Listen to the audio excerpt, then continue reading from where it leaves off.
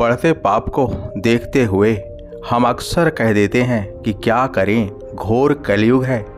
द्वापर काल में भी लोग यह कल्पना करते थे कि कलयुग ऐसा होगा, कलयुग वैसा होगा। उसी समय एक बार पांडवों के मन में भी कलयुग के बारे में जानने की इच्छा जागृत हुई। उन्होंने पूछा, हे माधव, कलयुग का मनुष्य कैसा होगा, उसके व्यवहार कैसे होंगे और उसे मोक्ष कैसे प्राप्त होगा। इस पर भगवान श्री कृष्ण कहते हैं कि तुम पांचों भाई वन में जाओ और जो कुछ भी दिखे वह आकर मुझे बताओ, मैं तुम्हें उसका प्रभाव बताऊंगा। पांचों भाई वन में गए। युधिष्ठिर महाराज ने देखा कि किसी हाथी के 2 सूंड हैं। यह देखकर आश्चर्य का पार न रहा। अर्जुन दूसरी दिशा में गए। वहाँ उन्होंने देखा कि कोई पक्षी है, उसके पंखों पर वेद की रचनाएं लिखी हुई हैं, पर वह पक्षी 100 का मांस खा रहा है। यह भी आश्चर्य है।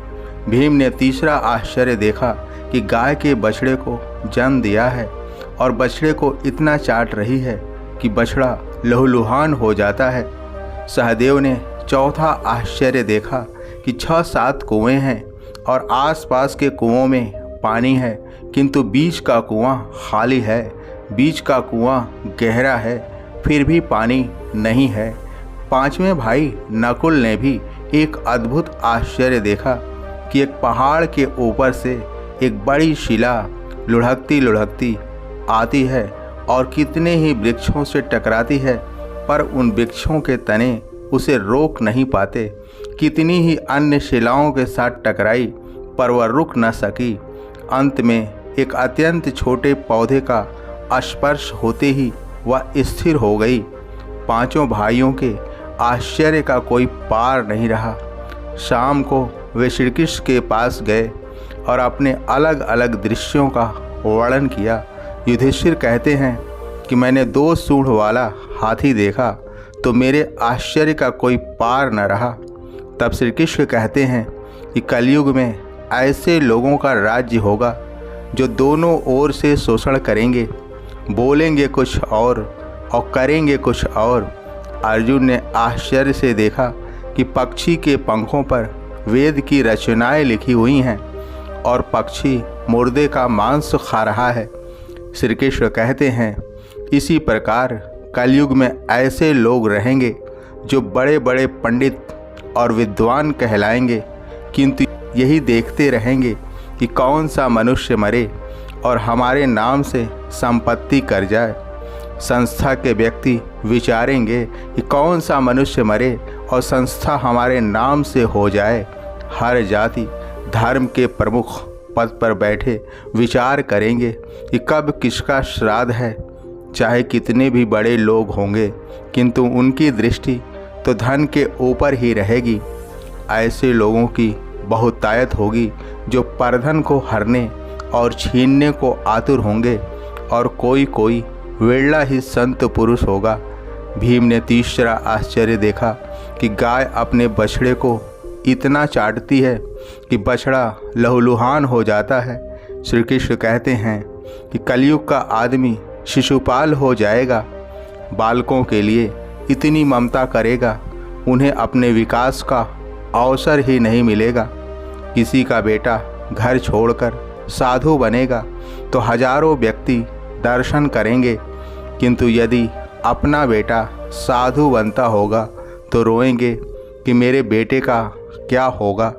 इतनी सारी ममता होगी, उसे मोह माया और परिवार में ही बांध कर रखेंगे और उसका जीवन वहीं ख़त्म हो जाएगा।